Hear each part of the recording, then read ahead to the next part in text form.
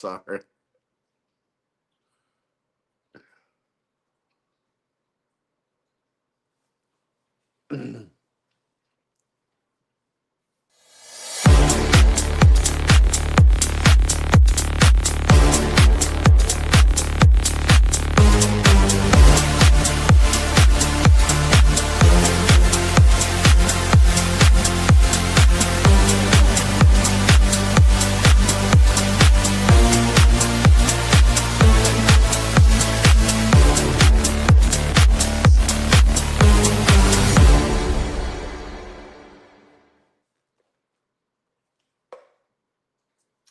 And welcome into the Mizzou Central, postgame show here on STL Sports Central. My name is Chris Pelikan, joined by former Mizzou tight end and broadcaster Vic Faust. Vic, it is college football season once again, and the Tigers get off to what we would consider to be a pretty nice start. Again, the opponent is Central Arkansas. We all know that. The very first comment to pop into our comment little portal here is, do we want a cookie for beating a blood donor? And, I guess that's there's always going to be that segment. But this is the fun part about this, Vic, right? We get to break down, for as long as the folks want to hang around and do this, we get to break down a 61-6 Mizzou win against Central Arkansas. What can we take from this thing? What should we not take from it? We're going to be joined by the color play-by-play, the color voice of the Mizzou Tigers, Howard Richards, coming up here in a little bit. But Vic, before we turn it over to our viewers and our friends here in the YouTube chat, let's get your thoughts on what was a really, really nice start, in my estimation, to the season. Hey, first of all, it's great to be a part of this network that we have. Good to be joining with you, my friend. It is an honor. It's an honor to join with Howard Richards as well. I ran into Howard last week. There's so much to talk about after a first game. We didn't know what to expect, right? Absolutely. I mean, literally, you're like, who's the starting quarterback going to be? We'll get into that. How are all these transfers going to play in? How about this defense, the receivers, Hardy at running back? All in all, obviously, they were a 36.5-point favorite. If I was a gambling man, I told people take it because Easy Central Arkansas, I should have bet. I didn't.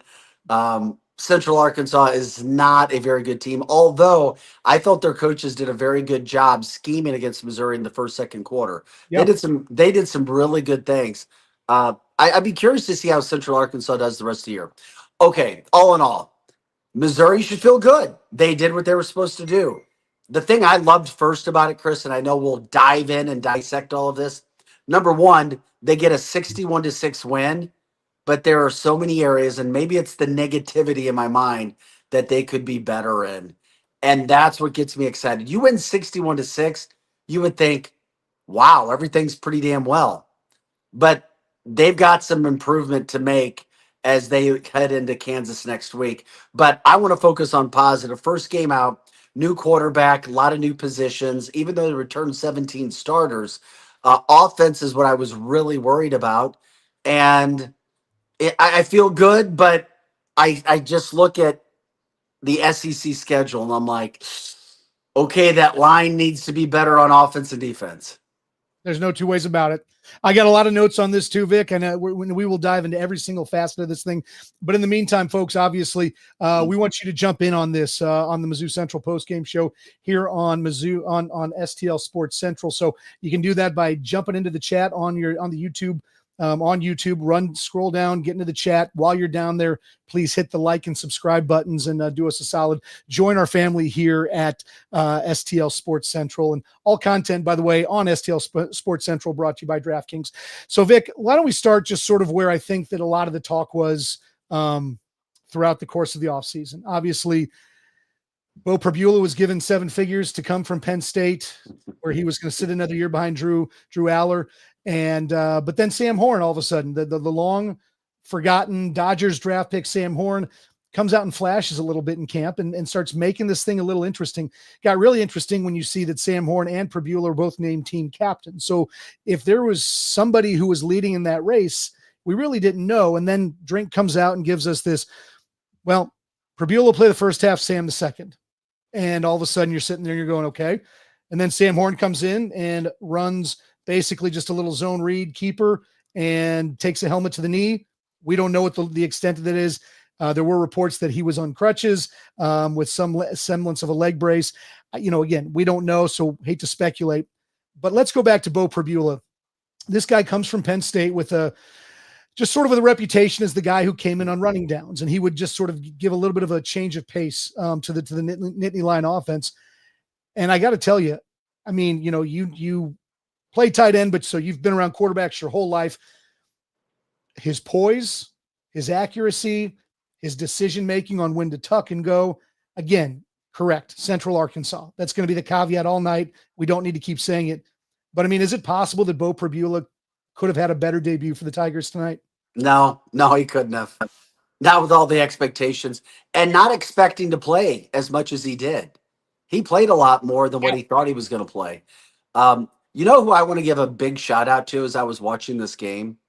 And I don't mean to be very critical about some of the things, but I always look at Mizzou, and I want to look at Mizzou as a playoff contender. I know I set that bar very high, but let's be realistic. Missouri's spending a lot of money, and our expectations are very high, and I like it. I like it that way.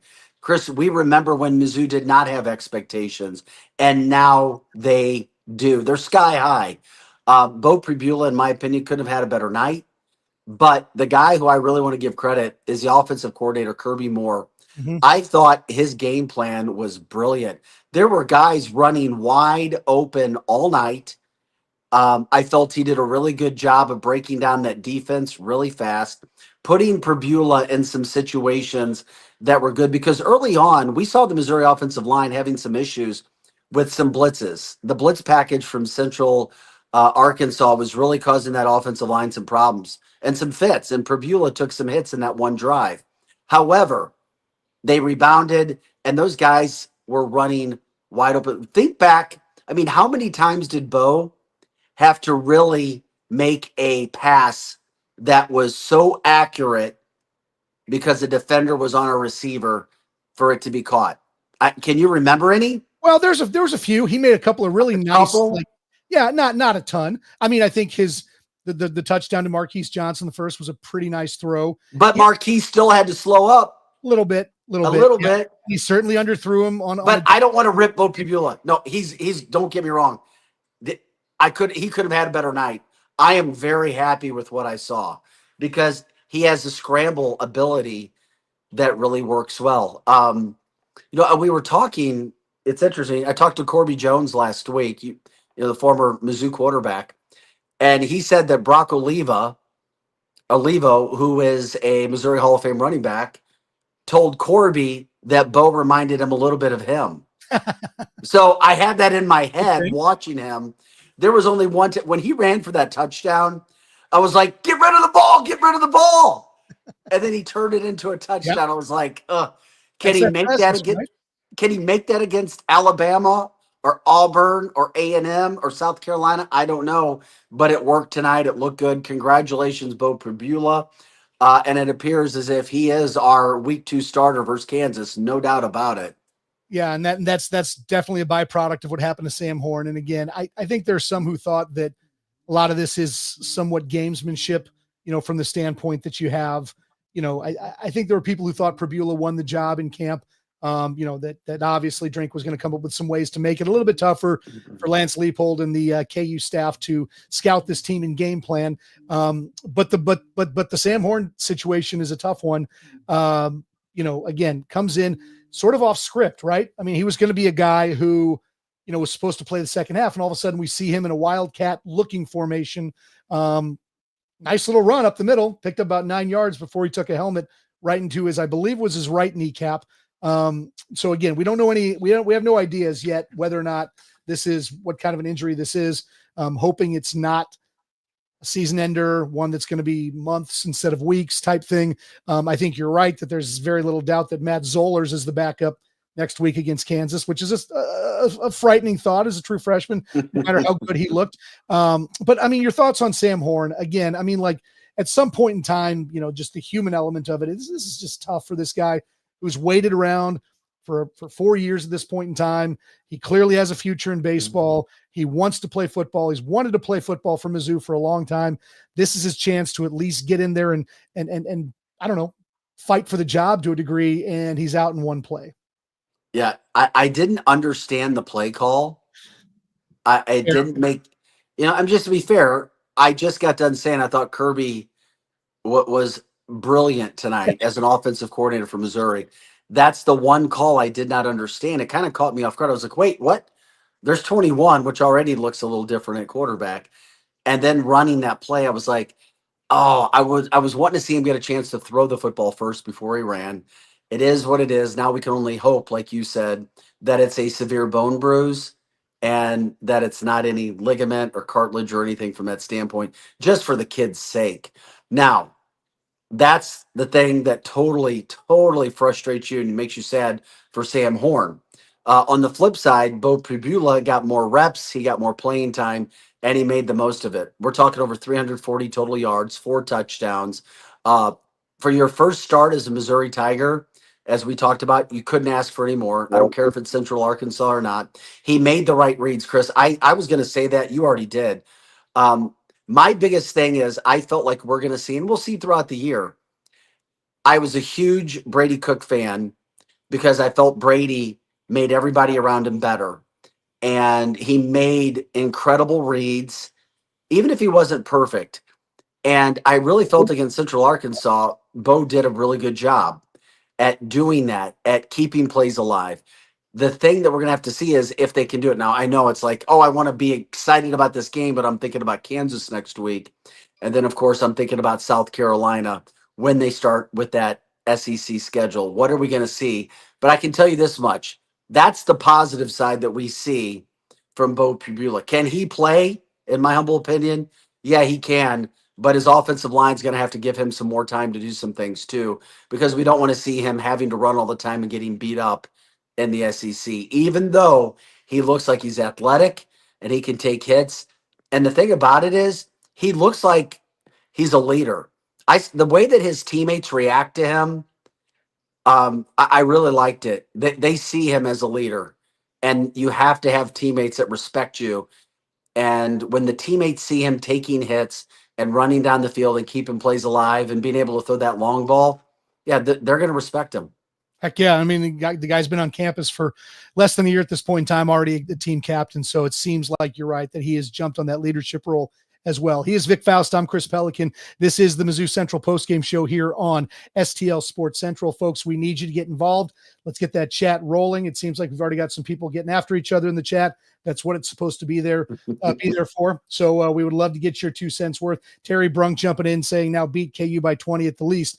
And again, we will get to the Kansas game in due time, Terry. Let's soak this one up for a little bit. But that would certainly be a nice way to get to 2-0. And Vic, again, lots of positives. Again, I agree with you. Beau Pribula could not have been better. And the offensive line, I think we got to get to maybe something that was not a huge bright spot of the evening tonight, because you're watching it. And for the most part, again, Mizzou didn't punt until the firsts were out of the game, right? So Yeah. at the end of the day, they got the job done. But I can't fathom that Eli Drinkwitz and Kirby Moore and all of the coaches on the offensive side of the ball are going to sit there and say it's acceptable to have 4 penalties in the first half against the Central Arkansas team, that it's going to be acceptable to have the kind of pressure that Beau Pribula saw. And gosh, I don't want to pick on anyone, but I'm going to go ahead and do it. Caden Green was asked to make a big move, right? To kick out to tackle. Anyone who's been around offensive line knows that the responsibilities between playing left guard and left tackle couldn't be bigger, right? There's a whole host of things that are different. And Caden Green had some really tough moments tonight. And, this change came, several weeks ago. So he has not been playing left tackle for a long period of time, played left tackle in high school his whole career, but his college career has been at guard. I guess your thoughts on Caden Green, the offensive line in general, and where they go from here. Considering their opponent and not trying to be too negative, I would only give the offensive line a C. Yeah. Really, a C. That might be generous grading too. I hate to say it. Considering the opponent. First game out, that's why I'm saying that. Caden's going to be just fine. He'll figure it out. I have total trust in Caden. I have total trust in Eli Drinkwitz to make it work too. I do. I've been watching last year. Chris, I was watching last year. I was freaked out. I was at the Vandy game, and I'm watching two or three of the linemen last year getting blown in our backfield by Yeah. Vanderbilt defensive linemen. And I'm going, oh my Lord. And they were affecting the way Brady was playing, and we were fortunate to get out with a win. But they started to make things look better game after game after game. They got better. They Yep. did. They got better. You can't deny it. So that's why I have faith that Mizzou will figure it out. Central Arkansas did cause some problems early on. And the thing that made me feel more positive was when they came out the first drive of the second half, that was domination. Yep. The first Yep. half is what concerned me. The second half, nothing really did. I mean, it was like, okay, I can see, but they figured it out. They started to play better. They started to get better. And if anybody, if any position group was going to struggle, we knew it was going to be the offensive line. And we'll see. They're going to be tested against Kansas, and then they'll be tested against South Carolina. And then we'll see what this team can do. But I'm grateful that we had 17 returning starters. And if Beau Pribula can be that leader and work within Kirby's offense, yeah, I like what I see. I could not believe how many receivers were running wide open. The only thing I wanted to see more of tonight from the offense, I mean, gosh, Hardy looks the part. I mean, Right.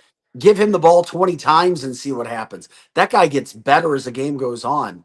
Roberts looked good in the short time that he played, but there's one guy I think we've got to get involved more. You know who it is? Are you going to say Brett Norfleet? Yes, Look at one. that. I can just Brett needs to have more than see that three you tight catches. ends. You tight ends keep look out for each other, don't you? Yeah, well, Brett, I'm going to tell you, Brett is a player. He's an athlete. He's a star. Somehow, some way, and maybe they were taking. Maybe they didn't need Brett tonight, but I'm going to tell you to win some of these games that are coming up, they're going to need Brett Norfleet, and he should be that blanket, especially in a play action offense or an offense where the quarterback can take off at any time. Your blanket, your comfortable blanket is Brett Norfleet. They're going to need to use him. That's the only thing I wanted to see more from the offense tonight, and the pass protection and blitz pickup be better because the athletes at Kansas starting next week and South Carolina and the rest of the SEC, they're two times as good as what you saw tonight. No doubt about it. And the one thing I think that bodes really well for Norfleet, Pribula was really good on that intermediate game tonight, right? Yeah, I mean, he was. and I feel like that'll be Norfleet's bread and butter, whether he's 6 yards and quick button hook type thing, uses big body to shield off linebackers. I mean, like Pribula was quick on those throws, good reads, and so I do, if I'm forecasting, putting the crystal ball out, I do think that Norfleet has a nice season. One of the very few bad throws that Beau Pribula made tonight was to Brett Norfleet on that play where a defensive back had him lined up for 6 yards, and Norfleet, clearly just got the wind knocked out of him on that play. But that's one where you do your tight end a solid and don't let him just get a helmet straight. Yeah, you go back to the huddle and you say, "What the truck were you doing?" I even saw when he threw that. I went, no. Like, Yep, you knew that was. I was like, "Oh my Lord, that's terrible." Absolutely. I'm just, hey, I'm all in all. I know we're just jumping into the show, and I know people are jumping in and asking questions. First game, trying to figure out expectations. I am happy with what I saw. It's a big, big win. It's just hard when you have high expectations and you play in the SEC. And I start to look, okay, how are they going to compare down the road? You get better each week. You're supposed to, at least. You have a very experienced coaching staff. Eli Drinkwitz is now one of the veteran coaches, head coaches in the SEC. And I feel confident about what they can do next week against Kansas. Kansas will be a huge step up, definitely a huge step up. And it's going to start with the line play. We haven't even talked about defense yet. We've just gotten into the offensive side.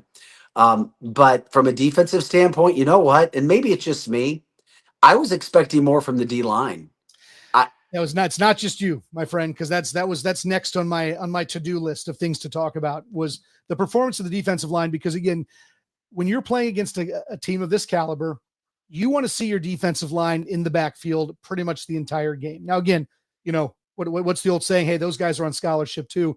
But this was a big concern of mine. Not the same. Well, and look, like Maybe in the SEC we could say that, but not with Central Sure. Arkansas. But I will look at the defensive line, in two ways, right? So at the end slots, I mean, they are basically three deep, right? At end. I mean, they've got Maybe five deep. who, I mean, there are a ton of guys who you feel good about doing different things. At tackle, it seems to be a little bit different. I think Chris McClellan's a guy who's proven he can be a high-level SEC defensive tackle. But who else, right? There's guys, Sterling Webb. I mean, Graciel. Who everybody has been talking about how great he looks this year, but you don't have the production that you've got at the defensive end spot. Part of me wonders if you'll see Zion Young sliding over and playing a little bit of tackle because the guy is still toting about 285 pounds Interesting. around. And so, that's a good point, Chris. It gives you maybe a different look if you're not getting consistent production from some other guys. But again, that's second half. We saw Damon Wilson erupt for 2 sacks. That's what he was brought in for. He is a bolt of lightning off the edge, which again leads you to sit there and say it is so important that Mizzou be good on first and second down so we can get teams into 3rd and 8 situations and let these guys like Damon Wilson who can just who can just pop off the edge eat at that point in time. But the fact is it's so hard to say this because I agree with you 100%. From an eye test standpoint, it was a little bit of a boy, I just don't know if we're getting the pressure we want. But then again, you look at it and you're like, it was 3 and out. Yeah, 3 and exactly. out. So again, I know. The production was there. They did. And you also don't know sort of how Corey Batoon's scheming in this thing. You know that he's going to be as vanilla as you possibly can be. There was That's very true. little pressure for, for blitzing and that sort of thing. So, but again, to your point, which I do not disagree with, I firmly agree. You should be able to line 4 guys up against the Central Arkansas offensive line and push them backwards all night long. And they didn't do that. No, they didn't. But there is one thing, as I remember playing too, your first game, even though Missouri was returning 17 starters this year, in some key roles, you had guys playing for the first time, really. And when you play, usually the difference between your first game and your second game is big, meaning you get better, and those guys are going to get better. The thing that gets me excited is I loved watching Trotter play, and he was a guy that I've spoken about on other shows throughout the St. Louis area that we do over on KLIS. I'm like, the one guy I want to watch is Trotter because we have not had an all SEC linebacker in 5, 6, 7 years. Like a guy that that's healthy, playing every game, that's a true run stopper, thumper, hitter. Nick Bolton, And our last guy. What's that? Nick Bolton, the last guy like that? Yeah, maybe it's Bolton. And Trotter, that guy, the kid's a stud. He is a stud, and I like watching him play. And that's what got me excited. So I was watching that. I didn't have any concerns about our safeties, our corners. I mean, Eli Drinkwitz has talked about playing as many as 25 guys this year on defense. And I'm going, we've got depth. This is a great thing. The D line is where it starts, but I liked what I saw at linebacking core, and I liked what I saw in secondary.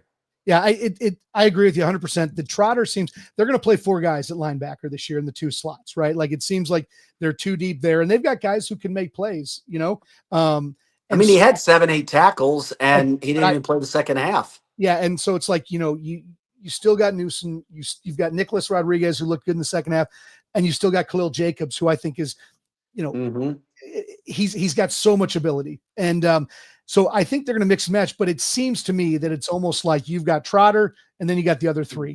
I mean, I think Trotter really, you just saw that when you're going to run a defense like they do with 2 linebackers, you're going to play with the extra safety with Dalen Carnell, sort of playing that hybrid position. You need a guy who's a thumper. And boy, anyone who watched Josiah Trotter's dad play in the NFL knew that guy was a thumper, and he is a chip off the old block. He does, not only does he hit, he hits hard. And, I think he's the kind of guy, I'm surprised he didn't get more run out of high school, right? Going to West Virginia. But I mean, he looks the part, he plays the part. And I agree, he might be the next great one. And a pretty decent history of linebackers over the course of the last 20 plus years or so like that. So he is Vic Faust. I'm Chris Pelikan. This is the Mizzou Central Postgame Show. It is brought to you by DraftKings. In addition, Mizzou Central Postgame is also brought to you in part by the Legal Buddy app. Life happens fast. 1 minute you're driving home, the next flashing lights are in your rear view. When trouble knocks, answer with confidence with the Legal Buddy app. You can connect to a local attorney in seconds, whether it's a DWI, car accident, criminal charge, or a traffic ticket. Download the Legal Buddy app today at legalbuddyapp.com. Register and use the code LEGAL to enter for a chance to win a $250 Amazon gift card. Always on your side. That is Legal Buddy app. Cards. I do too many Cardinal shows here, Vic. That's the problem. So Missouri Tigers win by They won tonight too. They did too. Boy, oh boy. I don't know how many people are watching that one, but Mizzou wins 61-6 over to improve to 1-0 on the season. Again, Beau Pribula with a big night, Ahmad Hardy with a big night. The receiving core, I think, was an interesting one, right? Beau Pribula had hit 8 different receivers by the time we were midway through the second quarter. Mm-hmm. What are your thoughts on that receiving core? Because it seems like there's probably a fairly defined top 3 between Coleman, Speedy Johnson, and then we've also got Manning, right? So Joshua Manning had himself a pretty nice night tonight. But then the freshman, Donovan I'm going to get this name right, Olubade. That's how you say it. I'm pretty sure. Olubade. There we go. Looked like he deserves, that's it. Watch that enunciation. But I mean, he seems like he's a guy who needs to get some touches this year. Obviously, Brett Norfleet. Again, we're in one of these situations.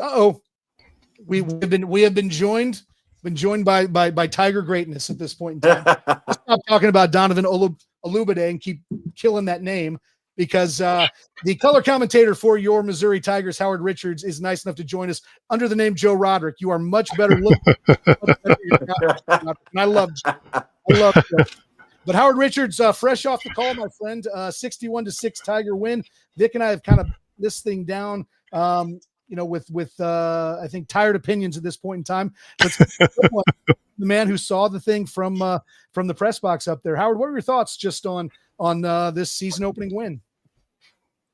Overall, I think Missouri accomplished what it wanted to. Now, there's some things that I think will need to be cleaned up, but in all 3 phases, offense, defense, special teams, I think the coach could be relatively satisfied after, going all summer and playing against your own guys, but to finally play a real opponent, you learned a few things. I was really impressed with the quarterback, Beau Pribula, and how he was able to move the team. Very impressive when he decided to run it.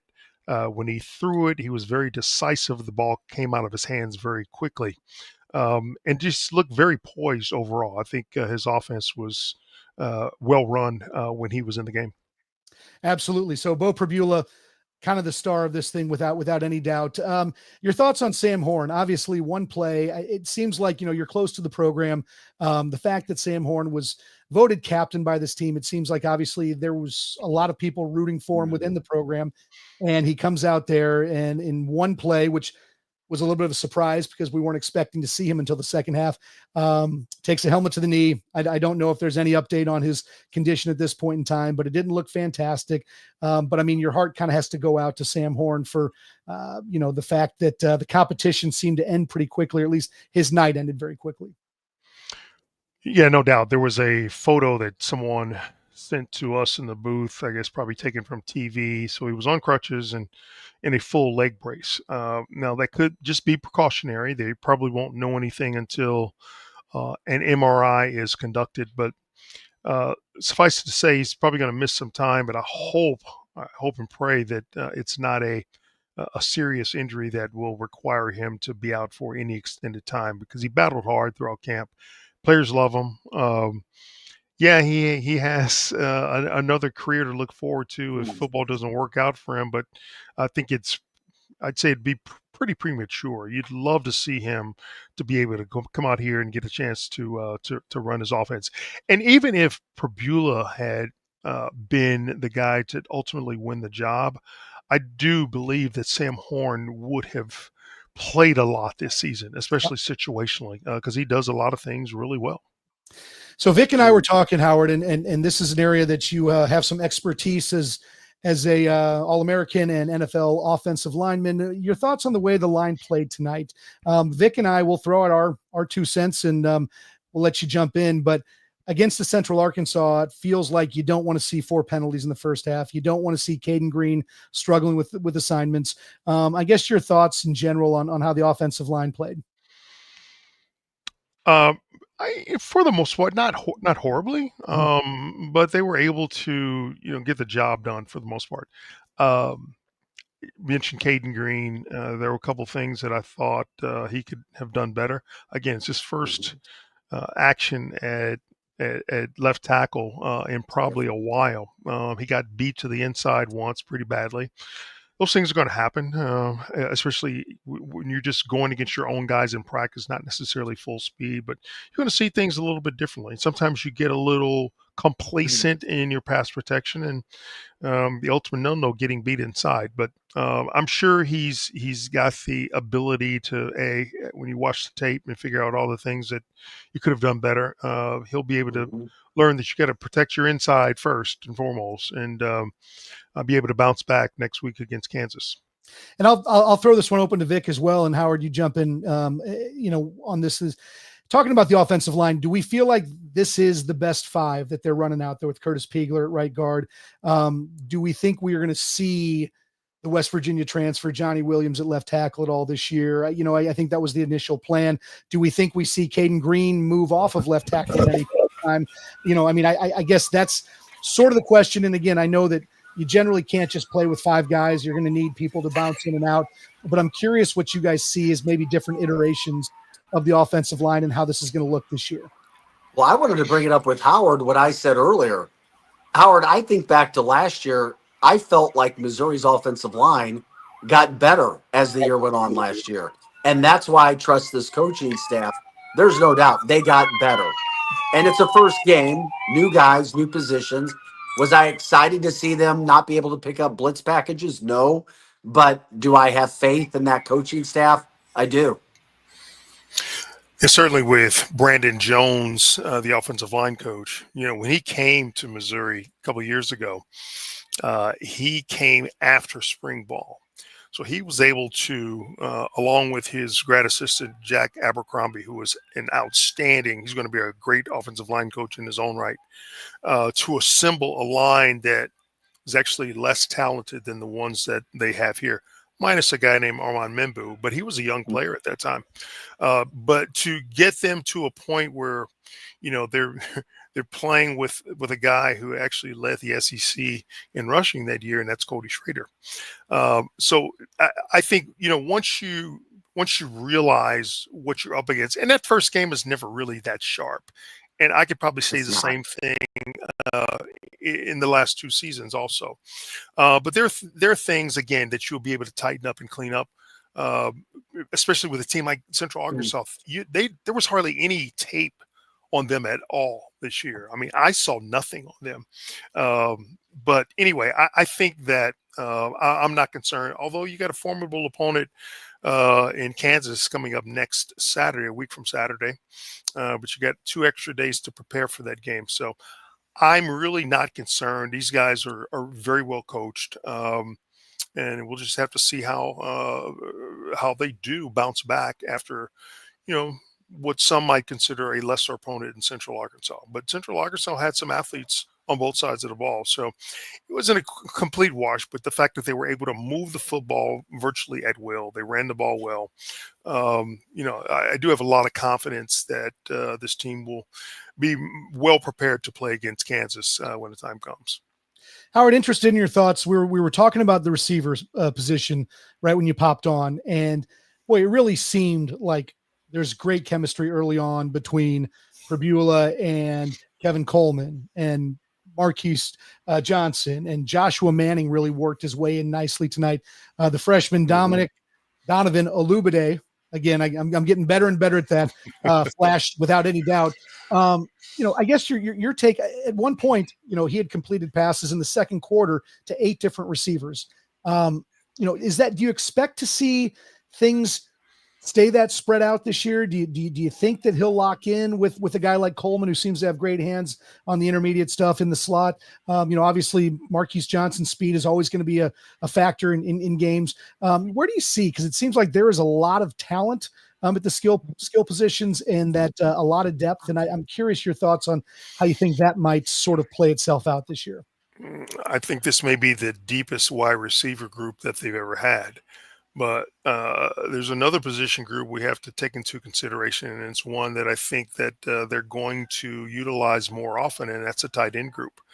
Brett Norfleet, of course, caught a touchdown pass, but Jordan Harris got involved, and the sophomore Jew James has scored a long touchdown, and he's another talented athlete in his own right. His dad plays guitar for Dirty Mugs, if you guys didn't know that. He's lead singer, baby. Edie. Listen, there are a ton of weapons, man, and obviously, I think you would love to be able to spread the ball around because the more options that you have offensively, the better you're able to keep the defense on its heels. They can't lock in onto a couple of different guys. Now you got to worry about a whole set of receivers and tight ends that can come to the game and make plays for you. Again, it's all new. You got a new quarterback. These guys haven't even worked together that long, right. But as each week progresses, and this is what I want to see, weekly progression, that trajectory continuing to move on an upward continuum. And I've been very impressed with Drinkwitz and what he's been able to do. Even before last season, when we thought this offense was going to be extremely explosive, especially in the passing game, and it wasn't, they ultimately figured out, we just need to lean on running the football. And I think this running back group may be the best and deepest that they've had since Drink has been here. So, again, just clean up the mistakes is the thing that we need to do before Kansas. But I am cautiously optimistic about what I've seen thus far and where this team is headed.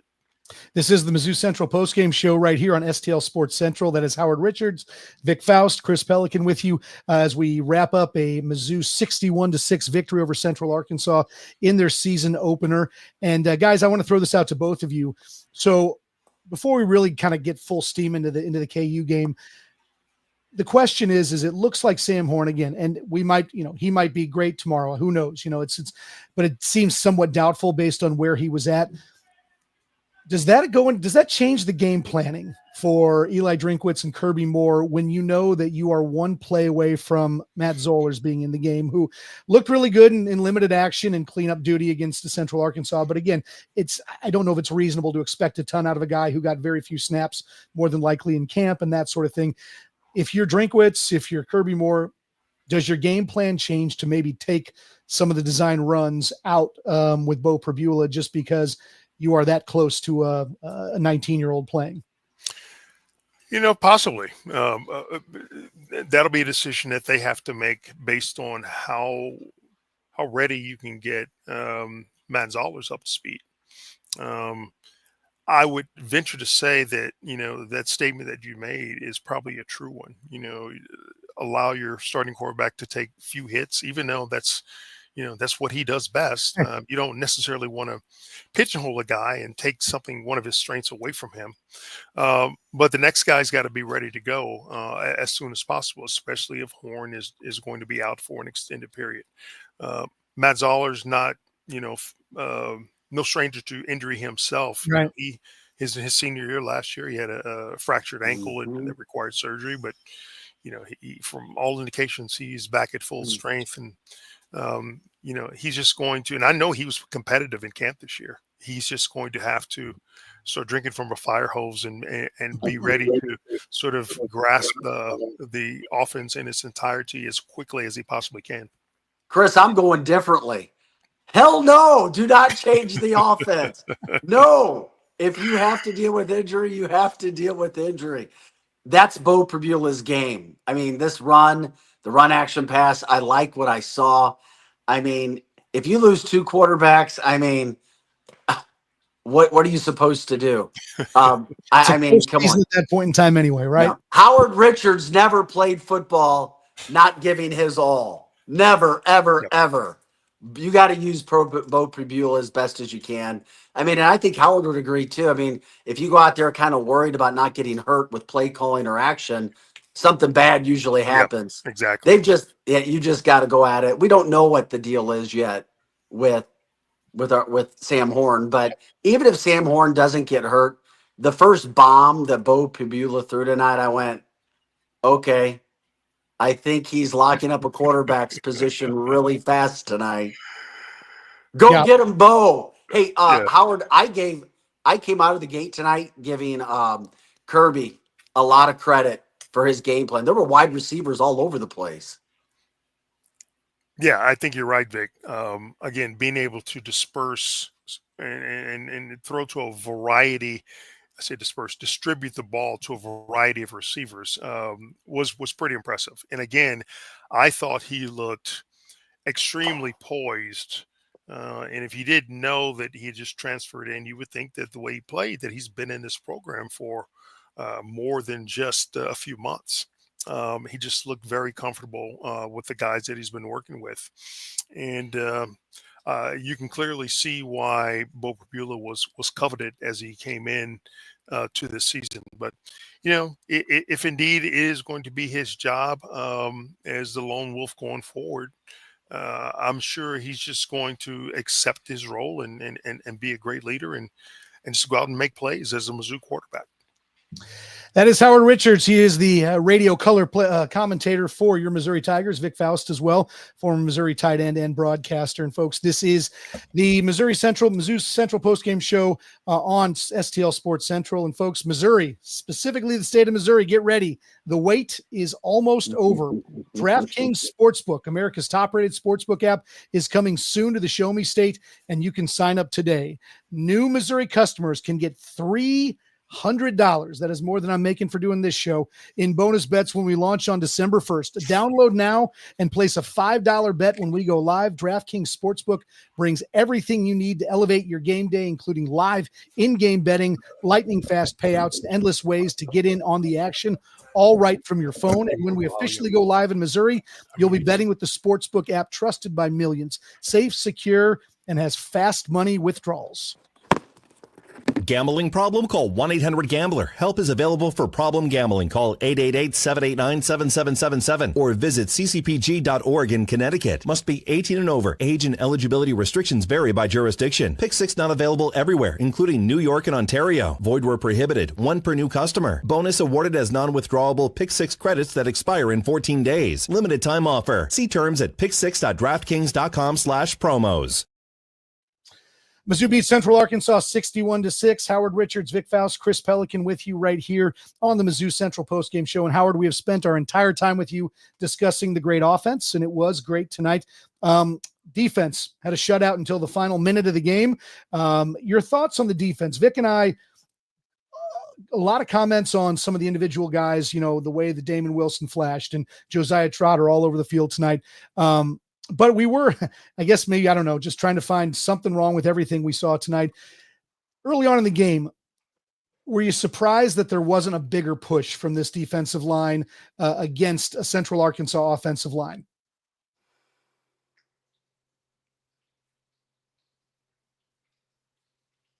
Yep. Howard, I think I got you muted at the moment. I'm sorry, guys. There you are. Absolutely. Technical difficulties. Human error. We're just leaving technical difficulties. I use that all the time. Yeah. Not too surprised. I mean, just looking at their offensive line across the board, a bunch of big players up there. Yeah.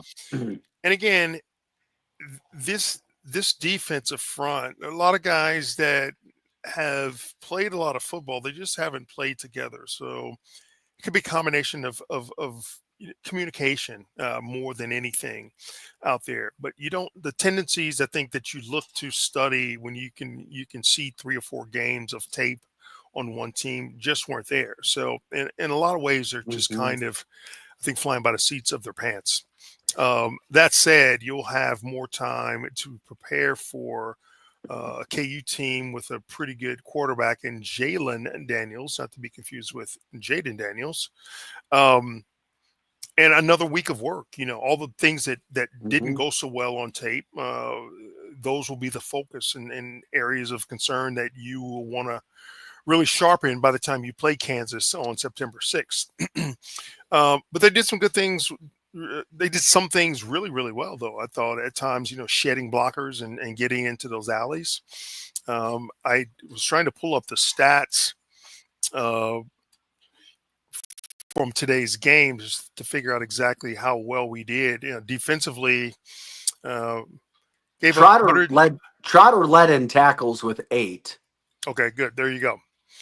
They had 154 yards rushing. A lot of those came late in the game. Late in the game, yep. Only gave up 79 yards passing. So that's impressive. I don't care who you're playing. Yep. And, were able to get some pressure on the quarterback. You mentioned Wilson with 2 sacks, and his technique was very, very good. So initially in the first outing, I'm not concerned. Things that I saw that need to be improved, I did see a few missed tackles. That's an area that always needs to be better. But overall, I just know that this team, the guys that have come back, they seem to play better every single week. And they seem to rise to the level of the competition that they play. So I expect not much different will be the case playing against Kansas also. Anything else stand out to you on defense? I think, like I said, we talked about Josiah Trotter a lot. He was hard to miss because he's in there on every single play. Seems like he hits hard. But I mean, in terms of anything else defensively, it didn't seem like they were tested much in the passing game. And maybe that's just because the coverage was so good. But did anything else stand out to you from a defensive standpoint with the group?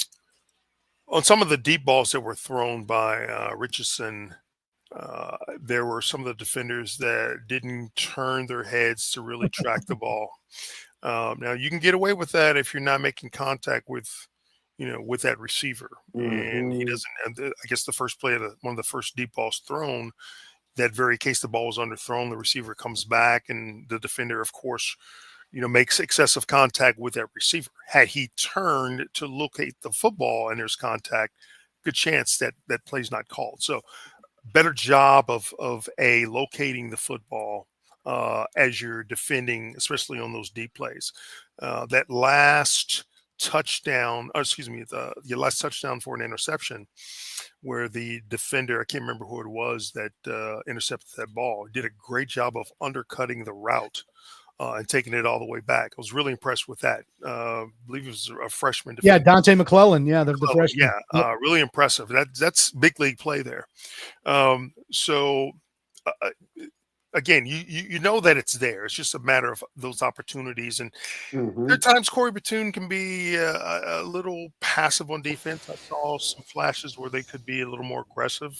Again, as a cornerback, you got to defend balls. You don't just want to sit back and allow guys to catch passes. Yeah, defend against these passes. So I saw flashes of that where we could really be better. Maybe some tighter coverage, playing a little less soft coverage, especially on first down, where Missouri, teams feasted on Missouri last year. When you see the corners off, they're just going to come out throwing slants and out patterns and you're just giving up too many chunk yards on the early downs. So I would like to, some of that this year or tonight, I would like to see that improved and play a more overall attacking pressure type defense where you're taking chances and creating more turnovers.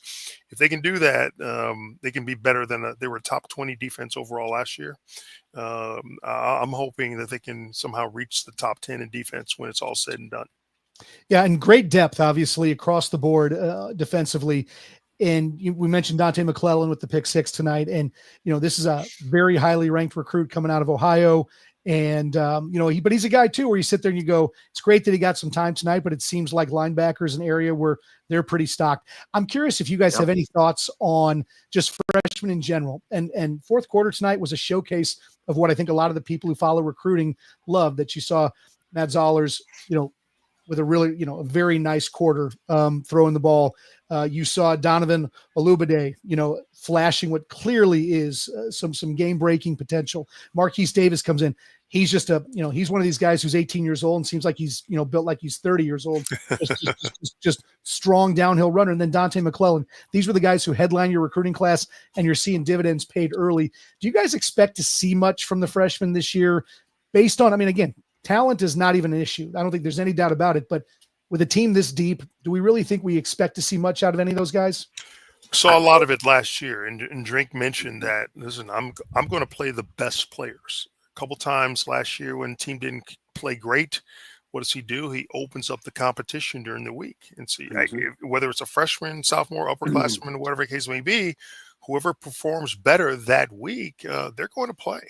And so if you've got talented freshmen that are competing and playing better than guys that are older than they are, those are the guys that are going to see the field. And I love the fact that you've got players that are that young that are able to come out and push the veterans, because ultimately what it's going to do is make that position group better. Yep. It's going to make that player ahead of him either play better or move aside and allow the guy that's pushing him and making plays to get playing time. So it's not about age. It's about who's going to be the most productive player when they get in the game. And I don't think we're going to see any more than what we saw tonight, Chris. The players that you saw tonight, those are the guys that are starring. Those are the same guys that did well in camp. They earned a right, as Howard knows, to get onto the field. It's one thing to get recruited to go to college in an SEC school and a top school like Mizzou. It's quite another to actually get on the field and earn the trust of a coach to get on the field, especially as a youngster. So those guys will have a chance. But Missouri, on defense, they're loaded. We already know that. They are loaded. And that gets me excited. You know how we've done this entire show so far, Chris, and then Howard? We still haven't even talked about Hardy. We still haven't talked about – I wanted to get Howard's take on what he looked like in person, because on TV I was like, he's getting stronger as the game goes on. Yes. It's funny, Vic, I made that very same statement that he's a guy that does get stronger as the game goes on. And, he had 1,000 yards after contact last season as a freshman. Now he's playing at a different level, maybe in the Sun Belt Conference. I'm not sure what conference he played in, but and he acknowledged that, the SEC is a different league. You're going to get much better players defensively. And, but he admitted he's not going to change his running style. He's going to continue to do it the way he's always done it. And that has worked for him.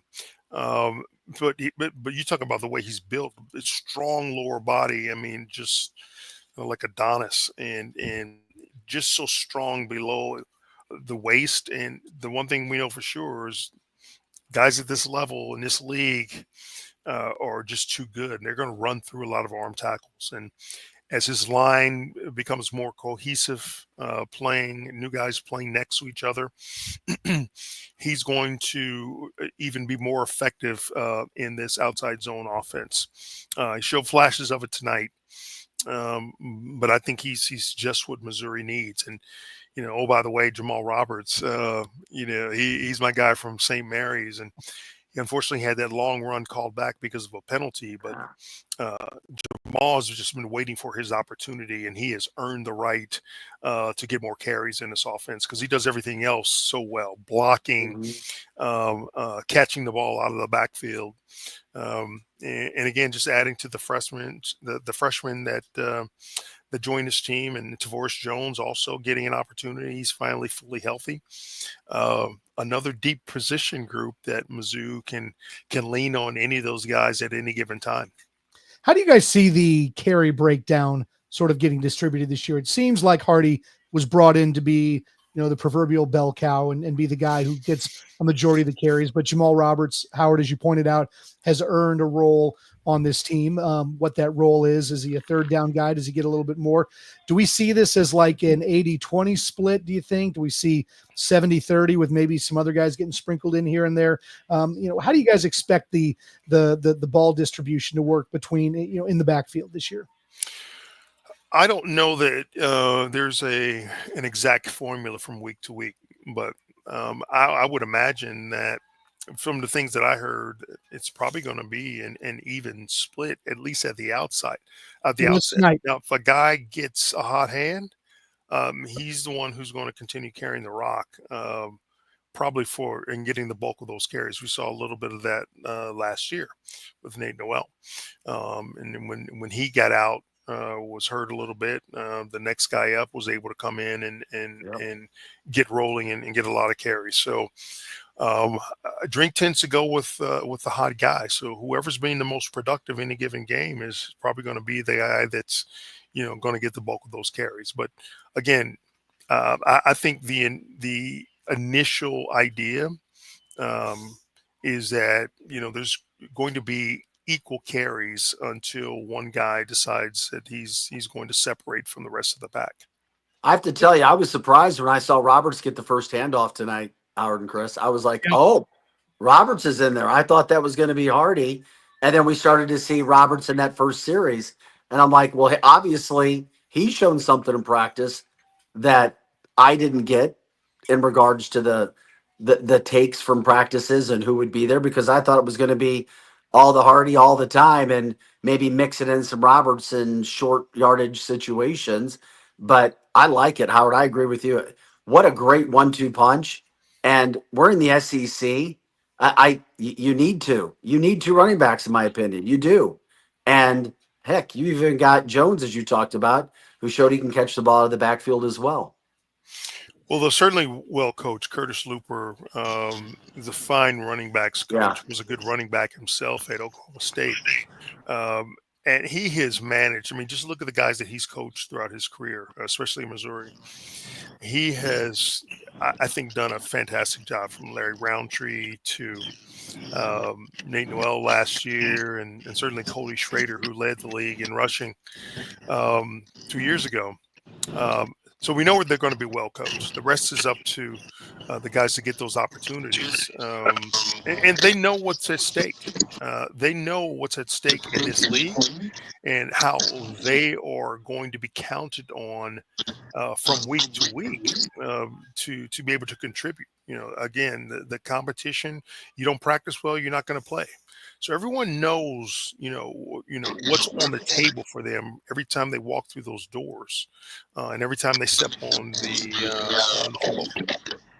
Well, if 3 is company, 4 is a crowd, and we are going to go ahead and welcome Grant Salzman into the program. Howard Richards is up in the broadcast booth. Grant Salzman, you were in the post-game press conferences today. So any updates you can provide? I'm sure you don't have anything on Sam Horn. That'll be what everyone's going to ask about. But give us anything that you got post-game today, and then your thoughts on tonight's 61-6 win. Yeah, I apologize, gentlemen. I'm outside of parking garage because we were kind of ushered out after the press conference. But I think the biggest thing from the press conference is Elijah Drinkowitz did not provide an update for Sam Horn, or just as big, in my opinion, Blake Craig. He said both of them will be getting MRIs tomorrow, and he doesn't want to speculate on either player. I will say the Sam Horn did not sound great. It sounded, there was a little bit of a gravity of the situation with Sam Horn. He said that multiple players were hugging him. He was emotional on the sideline, in the locker room at halftime. So I don't want to speculate, obviously. Hopefully it's nothing serious. But the Sam Horn one, I definitely would say, is a little scary. Yeah, and for those who did not see, tell us a little bit more about the Blake Craig injury, and any thoughts on. Obviously, he looked fantastic in his 2 field goal attempts. Going to be a huge weapon for this team. What do we know about Blake Craig? Yeah, not a lot. I mean, it was after a kickoff. It was kind of, you didn't really see it until I saw it on replay. He got hit on the sideline. It almost looked like he was trying not to be a part of the play and kind of got brought into a play. But it's big. I mean, backup kickers already at college football are hard to trust. Backup kickers are really hard to trust, especially when you have a guy as consistent as Blake Craig. Hit from 55 yards today, looked good, made both his kicks and all his extra points. I think that's a big one. I think they really need to find a way to get Blake Craig healthy to play. And obviously with Sam Horn too, we'll see what the situation is there. Other news, I think Josiah Trotter and Damon Wilson both spoke, and they were pretty gung-ho about the defense, about what they showed, and kind of hinted that this was just a drop in the bucket of what they're hoping this defense will be. It seemed like, and if you were watching, there wasn't a lot of – it was a pretty basic defensive game plan, in my opinion. There wasn't a lot of design blitzes or anything like that, but I was impressed with Damon Wilson the most. I mean, that second sack, the way he timed it, I was up in the press box, and I'm curious what Howard and Vic think of this. I thought he was offsides. I was waiting for the flag, and I think you see it at the NFL level with guys like TJ Watt, Myles Garrett. They time snap counts so well that the refs get confused. He shouldn't be back there that quick. Damon Wilson was back there before the quarterback even read the play. I mean, I'm really excited to see him play. Well, the technique that he used on both sacks, the first one, if I recall, he slapped the offensive lineman's hands down. And once you do that, it forces the lineman's head to go down, and then just a simple swim move afterwards.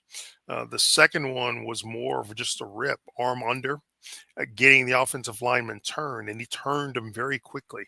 Once you turn that corner, man, it's virtually over, especially if your quarterback doesn't realize that he's got such outside pressure and hasn't stepped up into the pocket. So he was deep enough in the pocket where it was just an easy sack for Wilson. But, this is what he was brought to Missouri to do. I was quite surprised about his availability, but, we knew that this was a super talented guy, and, he's just going to feast on what he's able to do tonight and build upon that. So I expect that type of play out of Wilson. And, of course, with Zion Young on the other side, the same caliber of player, the bookends that they have on defense, along with the guys that are backing them up. It's an extremely talented and deep position group. So that's a good problem to have when you have that many players that can get on the field and make things happen. So I could conceivably see all of them on the field at some point. If you just really need guys that can get after the quarterback, kind of anxious to see that someday. But Howard, we're talking about 18 to 25 guys playing on defense. Yeah. When's the last time Missouri had 18 to 25 guys playing on defense since they came into the SEC? Not once. Yeah, it hasn't happened. Maybe years 13 to 14 when they were able to win the division, the SEC. And they were good, but I don't know if they were this quality. I tend to agree with you. I mean, at least from the early cross section of what we've seen, through one game. But I expect these guys to continue to just feed and feast off of what they got started here tonight. Grant, I wanted to ask you real quick too. Yeah. What was Coach Drinkwitz's just general feeling about tonight's game? I mean, again, anytime you win by 55 points, you got to feel pretty good about that. But obviously there's nuance in a game like this. What was his sort of underlying message about the way his team played tonight? Yeah, I would say first and foremost, it was a pretty somber message. A prominent Missouri media member passed away tonight, so it was a pretty somber message. But I think he was pretty happy with the performance. He was happy with the way Beau Pribula stepped up. But I think really the overall messaging was somber, from the passing to Sam Horn getting injured and Blake Craig. It definitely was not the perfect night for Missouri, but I think if you zoom out a little bit, he was very happy with the defense's performance in the second half. He said he challenged them to get some turnovers, and that they did, including the defensive score, a turnover that set up a touchdown. And I think if we're going on this somber note too, I think he was really proud of Marquise Johnson, the adversity he's overcome, losing his mother. And Marquise Johnson spoke to us as well, just said that everything he's doing is for her, and how much for him and the team that first touchdown to him meant. Coach Drink said it was a huge moment, and a lot of guys around them after the play, on the sideline. Absolutely. Well, Grant, you also you did mention the passing of a prominent media member, and for those who do not know, Ben Arnett passed away tonight at the age of 43. I know everybody in our little box here has known Ben. I knew Ben as I guess probably a 16-year-old intern at working under your predecessor, Vic. We're actually with you, right? With you and Rob Verby back in the day. Ben was my intern. Your intern, yep. And so I mean, just want to go around and pass it around. I mean, because I know that Vic and Howard and Grant, you guys all knew Ben. I knew Ben really, really well. Just an awful piece of news on a night like tonight. And I just wanted to maybe wrap things up tonight with your guys' thoughts on Ben and just a great legacy he left, and just a heartbreaking news. Yeah, I just, I recorded with this will be the third year doing Mizzou Extra with Ben, and just recorded with him 2 days ago. Yeah. And I was supposed to record a live hit with him at 4 p.m. on the field, and actually went ahead and did a hit with Corey Miller from KSDK, and just kind of waited down there looking for Ben, and text him, and obviously got no response. So I just assumed that he didn't need me. But just about the end of the game is when we found out, and I think there was just a mood of complete solemnness in the booth once we all heard, because it was announced by Brad Trinago, and no one could believe it. And it's just so sad. You see a guy and talk to him on a regular basis, and a guy that's saw him all over the TV doing promos today for high school football, and Ben's a consummate professional. And my heart goes out to his family, especially his wife Nicole, who I work with when I was on the Alumni Association board. Yeah. And I know they got a beautiful daughter together, and it's just tragic. It's been quite a day, and you hate someone so young and so talented, but we're talking about a young person who's lost his life, who meant a lot to this community here in Columbia. No doubt. Vic? There's nothing more I could add. I mean, from what Howard just said, consummate professional, super talented guy, help you out, do anything for everybody, and everything Howard said. That was Ben, and thoughts and prayers for his family, because none of us could imagine it. That's for sure. No doubt about that. Grant, do you know Ben very well? Yeah, so my freshman and sophomore year, I was part of KLMU and did things for Friday Night Fever with Ben. And I stopped that after my sophomore year because I went and wrote for the Missourian, but still doing the opportunity I got because of Ben is why I think I'm where I'm at today. I'm graduated in May, but still part of sports. And Kylie, who's right next to me. I've just been standing here, but it's heartbreaking. I just graduated with Grant in May, and obviously I wouldn't have gotten any of these opportunities that I've gotten without him. It's so sad. Like, it's terrible. So. Yeah, so I think us just graduating and being under his tutelage in May, it's pretty shocking. Yeah. Well, yeah, definitely same way. My heart's broken. I knew Ben as a 16-year-old, and I knew that Ben was doing what he loved more than anything in the city. He loved more than anything. Mm-hmm. And, just a great legacy for such a young man, but was so talented and so driven. And like I said, I think the kid knew exactly what he wanted to do when he was that age, and was, pretty much better at everything related to broadcasting than I was. And I was, 23 at the time. So, it was just, this is a huge loss for the community, and, for the Mizzou family in general. So, like I said, thoughts and prayers out to his family, and hearts broken everywhere over Central Missouri tonight. So, folks, I think we'll wrap it up on that. Vic Faust, thanks so much for your time. Howard Richards, we really appreciate you being here as well. Grant Salzman, Kylie Hansen jumping in. This has been the Mizzou Central Postgame Show right here on STL Sports Central. We'll see you next time.